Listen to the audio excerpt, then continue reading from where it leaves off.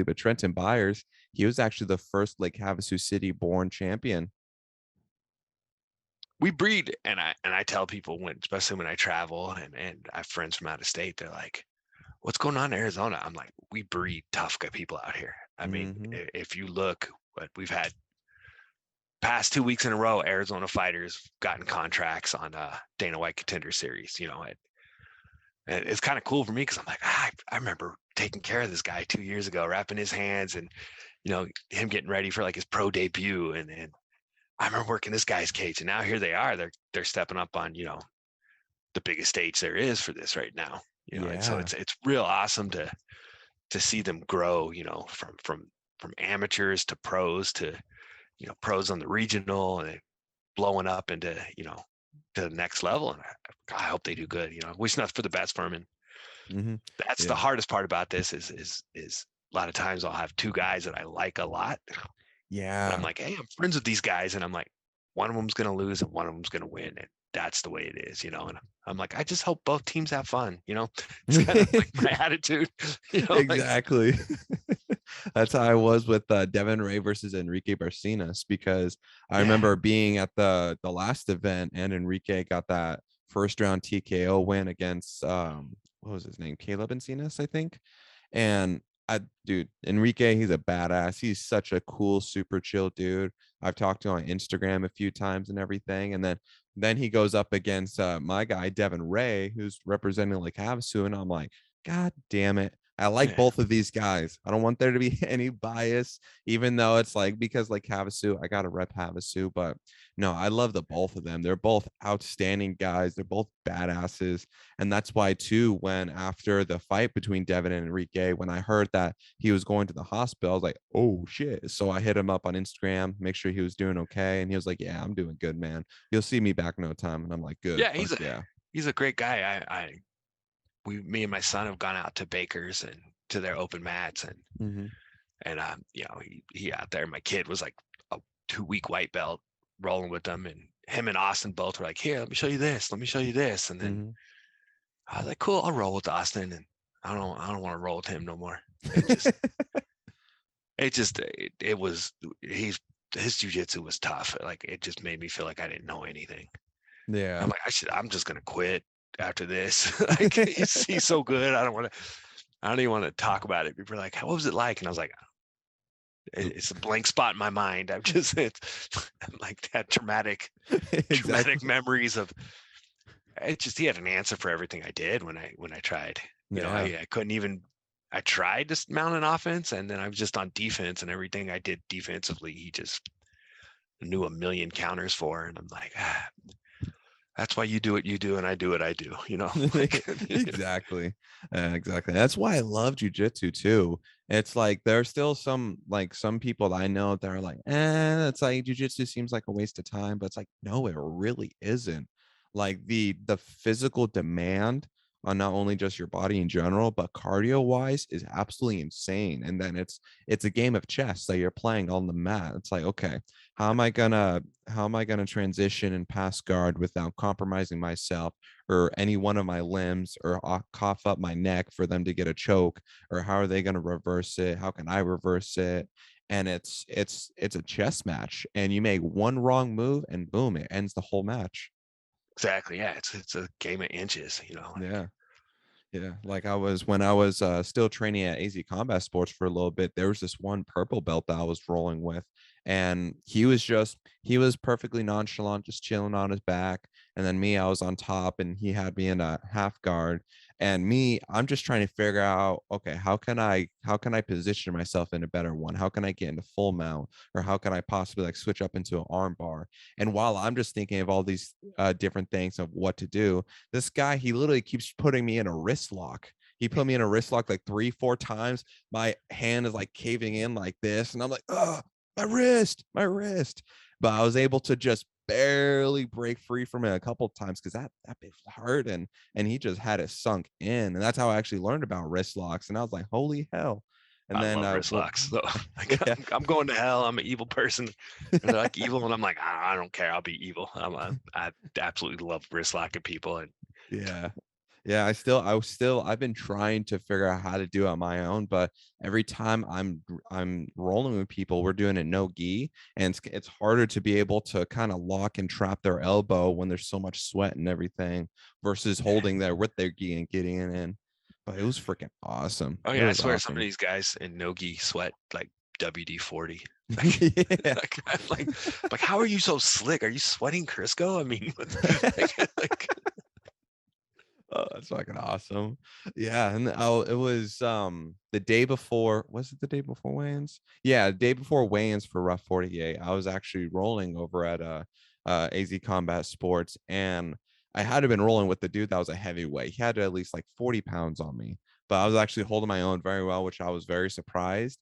But every single time I try to break free from his half guard or like quickly like step around and try to get on top or get side control, bro, my feet just slipping out from underneath because we're just oh, sweating so much. It's like, son of a bitch. But no, it was yeah, awesome. that's our beautiful Arizona summers. Where, Hmm. you know, it just seems impossible to get the gym cool sometimes. You know, Yeah. or you got to spend like 5 grand on that AC bill for the gym because it's just Yeah. Dude, it's freaking, that's the thing that like I think especially works to these Arizona fighters advantage is this heat. Cause yeah. I mean, running in the cold versus running in the heat, it does have a pretty substantial difference, like cardio, because you got to be able to just deal with it and get through the grind and whatnot. Like just last week, I did a 3 mile run from where I live to the Walmart here in town and back. And bro, it kicked my ass. I had heat exhaustion for a day after. I was just groggy and everything. But I usually it had been a while since I've done a run like that, but usually I'd be in like 102 degrees like in the late evening and I'll have a sauna suit on and it's just I lost 3 pounds, don't worry. But no, it's like it definitely does wonders for your cardio. And that's why like when I interviewed Mark Coates that one time and I asked him, I was like, how'd you feel about the weather coming into Arizona? And he was just saying he was super surprised by and like he did a 5 minute walk to throw out the trash, came back in, and he needed a 2 hour nap. It's also easy. That's what I tell guys. Like, it's hard to make weight. I'm like, in Arizona, you just drive with your windows up, you lose 5 pounds by the time you get to the scale. Like just don't turn that AC on in your car. You'll drop some weight. Yeah, exactly. Exactly. Just keep the AC off, just go walking around. Yeah, you'll lose that weight, no problem. Yeah, it's a little easier. Yeah, it's like we don't need saunas here. That our earth is our sauna. Our state is our sauna. Yeah, and it's like Havasu City is actually the hottest populated region in the entire country. So the only place here in US is hotter than Havasu is Death Valley. So it's Ooh, like, yeah, exactly. And it's I get like for my job, I get a lot of people from out of country that come here and they're like, "Oh, it's hot, yeah." And they're just like here, like from where we're from, it's like 40 degrees Celsius. And I'm like, no, for here it's like 53, 54 Celsius, which is be that's like 120 something. what made me fall in love with Arizona is that in the army they had me. I was in northern Africa in the Middle East in the July, which is a different level of heat. And Oh, so I came to Arizona for one of my friends was getting married in like August, and it was like 95 degrees, 88 at night. I thought this place was a paradise. I was like, well, this is beautiful. Like I'm hitting this place up as soon as I can, and yeah, exactly. And that's why, like, if you're like, people crack up whenever I tell them it's like to them, like 90 degrees will be hot or like 80 degrees will still be like super hot. And I just go walking around, it's like, oh, this is nice. I'm feeling a little yeah, bit chilly. I got to get a windbreaker on or something, when it hits 80. Like, Exactly. And it's like you're rarely ever snows here in Arizona. Like up like the northern end, it'll snow more, but you get mostly like the monsoons and whatnot. Then it brings in some humidity. And it's like shit. Like imagine like 110 degrees with 80% humidity. Now that's a killer. yeah, that is not fun. Yeah. It's freaking wild. It's freaking wild. But yeah, that's why I especially give like my guys here, Devin, Brandon, Trenton, as well as my guy Patrick. I give them so much props for all the extra work that they do, especially out in this heat, because they just want to like get it over with, get done. They want to drink some water, but they can't because they're trying to cut weight. Man, all they got to do if they want to just cut the weight is just throw on a sauna suit, some extra towels, just stand outside for 5 minutes. You'll lose that weight. Yeah, I think my neighbor is probably want to call the cops on me when I go, because I usually run in the afternoons, and right now it's one day it was like 110. Yeah.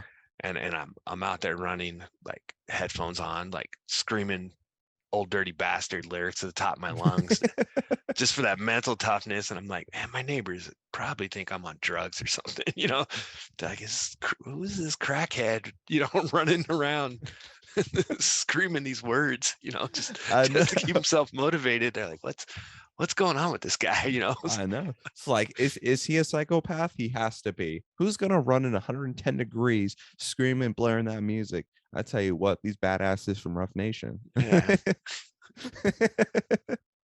Yeah, but it's the heat's brutal, that's for sure. And I've been trying to do a lot more for my cardio too, because I've just been primarily lifting for a while now because I ended up getting stomach surgery and then I got plantar fasciitis in my foot. And Oh, then I ended up injuring my hand as well just before the event. And so, but getting back into MMA and boxing, like here in Havasu at Fjord's Endorphin Factory, Jaime Betterhona, he's a former pro boxer. We'll be doing boxing for over an hour. He ain't gonna turn the AC on. He leaves that sucker off. And there's like 10, 12 people in this tiny ass room. And we're all just sweating bullets, like gasping for breath because we're just inhaling nothing but the freaking solar rays. That's how hot it is. But I'd yeah, say one thing, it does great for losing weight. yeah. Well, I was boxing last night, and we were just doing drills with the coach, and I thought I was going to die. And he told me, he's like, yeah, all right. I was like, if I ever throw that many significant strikes at a guy and he's still standing up, we're just hitting mitts, I'm like, I'm not coming off the stool. That guy's a Superman. I'm like, guys, when you train, you're just throwing, which you would Yeah. never do it in a boxing match. But I probably, threw like 50, 60 punches in a minute. And I'm like, yeah, if I hit somebody that many times and they're still going, fight's over. He won. He's good. I'm going home. I'm gonna drink I'm some like, yeah, milk. You can take the belt. Just do it. yeah, yeah. He's won. I'm good with that. 'Cause that guy's tough.